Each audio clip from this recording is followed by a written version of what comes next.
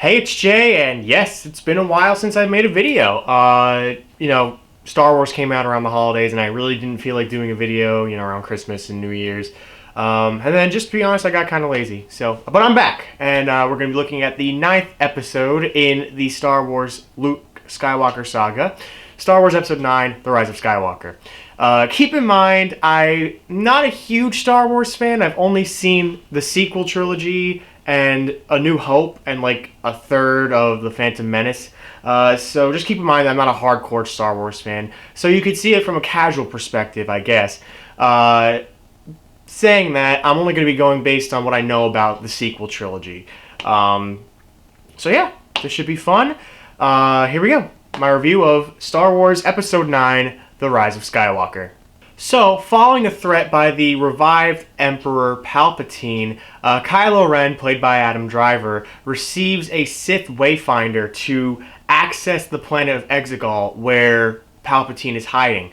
He reveals that Snoke from the past movies was a complete puppet to get Kylo Ren to join the dark side. And he shows Kylo Ren that he has this huge armada, this huge fleet, kind of like a revival for the dark side. And he demands that Kylo Ren go and find Rey, played by Daisy Ridley, and kill her because she is continuing her Jedi training under Leia Organa, played by the late Carrie Fisher. And so he really needs to take her out because she's the biggest threat to this revival of said dark side. But we'll find out why later on. So, Finn, played by John Boyega, and Poe Dameron, played by Oscar Isaacs, are gathering intel and actually get some information from a traitor to the dark side about Palpatine's location on Exegol, and they deliver it to Rey and Leia. And Rey learns through Luke Skywalker's notes that she needs a Sith Wayfinder to get to where they need to go to find out how to stop all of this. So the whole gang, Rey, Finn, Poe, Chewbacca, C-3PO, and everyone's favorite, BB-8, embark on a quest to go to Pasaana, where they'll get more answers as to where this Sith Wayfinder actually is located. So it looks like they're underway to try to find out what Luke Skywalker was trying to achieve back when he went on this quest himself. So, on Pasaana, they actually encounter a friendly face in Lando Calrissian, played again by Billy D. Williams, who kind of points them in a direction as to where this Sith Finder could quite possibly be. Kylo Ren uses his Force Bond with Rey to discover where she is, and embarks out with his Knights of Ren to find out where Rey is.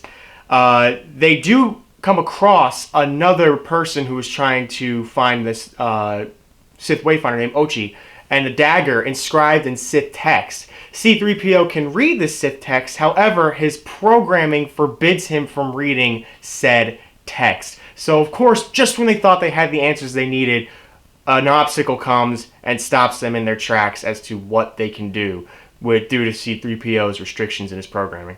So, Rey knows that Kylo Ren is very close by. So she actually goes out to find him, and just so she can see if that's really the case. However, in the process, as the rest of the gang is trying to get onto Ochi's ship, Chewbacca is captured as he kind of strayed behind and was captured by the Knights of Ren. And in an attempt to get Chewie back, Rey uses the Force, and so does Kylo Ren, to kind of, try to force the plane either to come down or keep going to get Chewbacca away. And in a fit of just concentration and really trying to get the Force to work in Rey's favor, lightning shoots from her fingertips and blows up this First Order ship, presumably killing Chewbacca. So now Rey has just discovered that she has this power and has just killed a very, very close friend of hers. However, they do escape on Ochi's ship, as they need to keep going, or else they're going to be even more screwed than they already are, with Kylo Ren right on their trail. So, with this roadblock of C-3PO's memory not being able to translate Sith text, Poe suggests they go to Kijimi to have it extracted from C-3PO's memory. However, C-3PO says that if this gets extracted, they have to reset my programming, which means it'll reset his memory bank. However, C-3PO knows the severity of the situation and agrees. So they get to Kijimi, and with the help of one of Poe's friends, Zuri Bliss, they're able to find the location as to where they can get this information extracted from. Rey senses that Chewbacca's actually alive, revealing that the First Order ship she blew up wasn't the one carrying Chewbacca. And Chewbacca is safe, which, thank God, I would have been pissed if Chewie was killed. So now they plan a rescue mission, and she finds the dagger as well. She had to find that dagger. So while Poe and Finn go to find Chewie, Rey goes out to find the dagger, and she does. But in a twist of, I guess, using the Force, she sees a flashback of her parents being killed with that exact dagger. And Kylo Ren reveals that Rey is actually Palpatine's granddaughter, and Ochi was sent to get find Rey, to make sure that she doesn't get swayed to go to, the side of the Jedi, but go to the side of the dark side. However, her parents protected her by keeping her on Jakku, and that's what ends up getting them killed. So a lot was just dumped on Rey, and I don't know how she's taking it, because that's a lot of information to find out that one of the most evil, beings in the galaxy is your grandfather, and that's probably a hard pill to swallow. So, yeah, not looking too good right now. It is also revealed that General Hux was the traitor to the First Order, and he saves Poe, Chewie, and Finn to help them escape. However, they discover that General Hux was the traitor, and he is executed on the spot. So, our group then travels to Kef Bur, where they see the second Sith Finder on the remains of another ship. And just as Rey gets to it, she sees a vision of herself holding a red lightsaber. I think I just said lifesaver. Lightsaber, I'm sorry. And Kylo Ren finds their location. And in order to get Rey to go with him to get to Palpatine, he destroys her Sith Wayfinder so that she can't continue her journey, and they battle. However, Leia senses that there is a battle ensuing between Rey and her son, Ben Solo, and she uses her senses to talk to Kylo Ren just in enough time for Rey to deal a finishing stab wound to Kylo Ren. And then Leia then succumbs to that power and she dies. Sensing her mentor dying, Rey uses the Force to heal Kylo Ren's wounds and pretty much give him a second chance, because I don't think she wanted him to die just when his mother died as well. So she uses the Force to heal him up. And I also think that she needs him to be alive because she needs answers as to what's going on in her life. I think that's what Rey's mission has always been since The Force Awakens, and that's just finding out what all this is for. And I think she needs Kylo Ren to do that. So she heals him up, and they continue on their way. So after this big battle, Rey steals Kylo Ren's ship and exiles herself on Ahch-To. And there she sees a vision of Luke Skywalker, played again by Mark Hamill, and he asks, what are you doing? Why are you throwing everything away, everything we've worked for? Just because you're Palpatine's just because you're Palpatine's granddaughter doesn't mean that you have to be bad. And he gives her Leia's lightsaber as well, because it's revealed that Leia was also a Jedi. I guess sometime in between 6 and 7. I have no idea. At the same time, Kylo Ren has a talk with the spirit of his father, Han Solo, played again by Harrison Ford, and he throws away the identity of Kylo Ren and is now Ben Solo fully. He is Ben Solo. So Rey leaves for Exegol in one of Luke's X-Wings, and Ben Solo throws his lightsaber into the ocean. All while this is going on, Palpatine uses one of his fleets to destroy Kijimi, the planet that they went to reset C-3PO's memory to read the Sith text. So it looks like Palpatine's all-out attack and revival of the First Order and the Sith has started. So upon the group returning to the Resistance base, a really sad scene, happens between Chewie because he's lost yet another friend in Leia. And that was really heartbreaking to hear. But R2-D2 revives C-3PO's memories because, as you know, C-3PO doesn't know who any of these people are. He doesn't know why he's in the middle of what he's in the middle of. And R2-D2 has his memories backed up, so he's able to revive C-3PO's memory. But they receive a signal from Rey, and it's coordinates. And so they follow those coordinates, and they're able to get to where the final battle is going to be taking place. Now, here's where the cardinal sin of the movie comes to light, but I'll talk about that in the review portion of the video because they do something that is so copy and paste, but I'll get to that. Rey confronts Palpatine, and it's revealed that Palpatine has wanted Rey to kill him this entire time. He hasn't wanted Rey to come to him to convince her to join the dark side. No, he's wanted her to be in his presence to kill him so that his soul will be transferred into Rey and she will become the next Palpatine. However, Ben Solo is now on his way to help Rey out, and he overpowers the Knights of Ren using the Force because he still has the Force. Just because he's not Kylo Ren anymore doesn't mean he doesn't have the Force.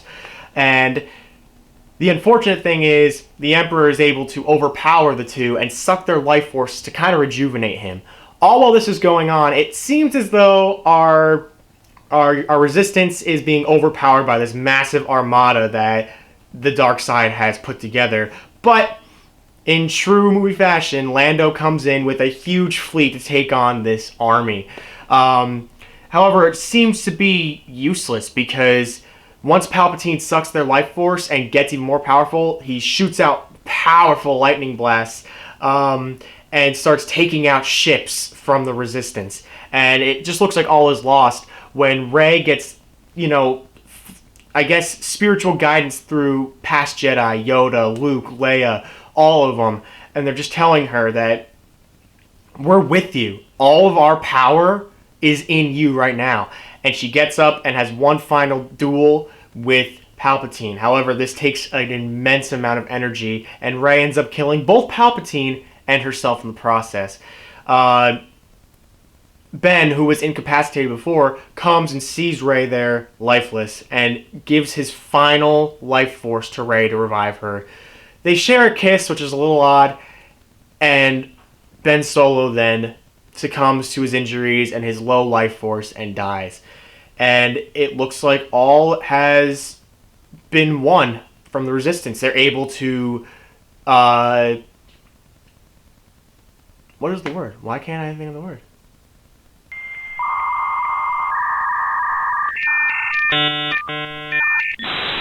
They're able to disable all their equipment, and they're able to turn their blasters on themselves and blow the First Order to hell in a handbasket.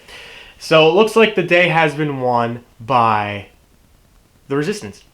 So as the Resistance celebrates and everybody is reunited, Rey goes back to Tatooine, Luke's home planet, and buries his and Leia's lightsabers into the sands. And as the sand, envelops the lightsabers, a passerby asks, "Nobody's been here in so long. What is your name?" And Rey looks at her and just says, with the onlooking Luke and Leia in spirit form, she just says, "Rey Skywalker." And that's how the movie ends. Now, this is an okay film. I think it's way better than The Last Jedi, but I do have a couple gripes with it. First of all, was it ever established that Kylo Ren and Rey were in kind of a romantic situation? I understand that they were connected heavily through the Force, but why are they suddenly romantically involved when he revives her and they kiss? I never got that. But the cardinal sin I was talking about is the final battle. It's literally Avengers Endgame. Have you seen Endgame? Then you've already seen the Rise of Skywalker's final battle without even knowing it. None of us knew it because Endgame came out months before that. But we've already seen the final battle once we watched Endgame.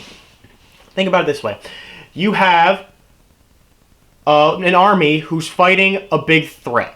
That's when Cap, Steve, and Thor are about to fight Thanos. They're losing miserably. And then a voice from beyond Lando might as well have said "on your left" to Poe, because that's what it reminded me of. I was saying that the entire time I was watching the movie, and this huge armada, just like the the Dusted, the Snapped, all of those people, they've come back, and they're about to fight. Palpatine gaining the life force is akin to the big ship that Thanos sends to shoot down on everybody, even if it means killing his soldiers in the process, because this big burst of energy. And Rey being revived by the Jedi is akin to Captain Marvel coming in and taking out that ship. And then they even have an I am Iron Man moment where Palpatine says, I am the Sith, I am inevitable, and I am the Jedi, said by Rey, I am Iron Man. In the exact same time. I feel like if you layered those two clips on top of each other, they would finish saying their sentence at the exact same time. The pauses were ungodly similar. So it's just like, I've seen this before, and I understand that it's tough to adapt a final battle in a saga without it seeming very copy and paste, but this was just ridiculous. I mean, even down to the sayings. The sayings is what really got me with the I am Sith and I am the Jedi. It was like, what? that was kind of ridiculous. I mean, the acting is great in the movie. Everybody does really, really well in their performances. And if you're a Star Wars fan, I do believe it's a great send-off to a franchise that's been going on since the 70s. But I'm telling you, I was going to be pissed if Chewie was dead. If Chewie actually died, I was going to walk out of the theater. But it's just great to see everything come to a culmination like this. I do have to check out 5, 6, 1, 2, and 3. I know everybody would be like, don't watch the prequels, but I kind of want to, just so I could see the whole story. And I have Disney Plus, so I could just watch them on there. But all in all, if you're a Star Wars fan, I think you'll enjoy this. Or maybe not, because from the backlash I've seen from Star Wars fans, I don't think it's justified. I think they're just people who don't want to accept something new, something different in their franchise that's so beloved. And honestly, I think those guys need to stop belittling others for what they think of the movie. If you like the movie, great. If you didn't like the movie, great. It's your opinion. You have that right to exercise that opinion, but please don't belittle others because they liked the movie or because they didn't like the movie. Let's just accept everybody's opinion, okay? Because at the end of the day, it's an opinion. It's not fact. Just because some Star Wars geek is like, this movie's trash and should be decanonized, doesn't mean that we should accept that as, this movie should be decanonized and it sucked. If you think it shouldn't be decanonized and it was great, there you go. Rock that opinion. Don't let anybody sway it. All in all, it's also great to see Carrie Fisher in her last performance. And it was cool that her daughter actually played Leia in that flashback scene where it's revealed that Leia was actually a Jedi. So it was cool to see that. I forgot her name. I'll flash it right here when I figure that out. But great performances by all. It's great to see Mark Hamill and Harrison Ford one last time before Star Wars, does its final send-off. My theory is that girl that they met on... hang on, I completely forgot the name of the planet. Kef Bir. That girl that they met, I think that's what the next saga is going to be focused on. Because Lando was like, well, let's find out where you came from. I think that was kind of a not subtle, but not so subtle at the same time nod. Like, hey guys, here's the next Luke, here's the next Rey. This is what she's going to be all about. It's going to be the next saga, the Kef Bir girl saga. Yeah, that's all I have to say about that. Let's see if my theory holds true. If you're a Star Wars fan, look forward to The Mandalorian Season 2. I haven't watched it myself, but I want to watch all the movies first before I get into The Mandalorian. Yeah, that's all I have to say. But I got to get to my final verdict. I haven't done this in a while. God, I'm so rusty. My final verdict for the movie is a 3 out of 5. It was okay. It was just kind of middle ground. Nothing spectacular. Nothing awful. Yeah, that's all I have to say about that. Make sure you guys stay tuned next week for another video of mine. I hope you guys enjoyed my reaction video that I posted too, because that was a cool experiment, and then I'd like to do more in the future, so let me know in the comments if you want me to do more. Make sure you guys like, comment, subscribe, share with your friends, all that fun stuff, and until next time guys, that's a wrap.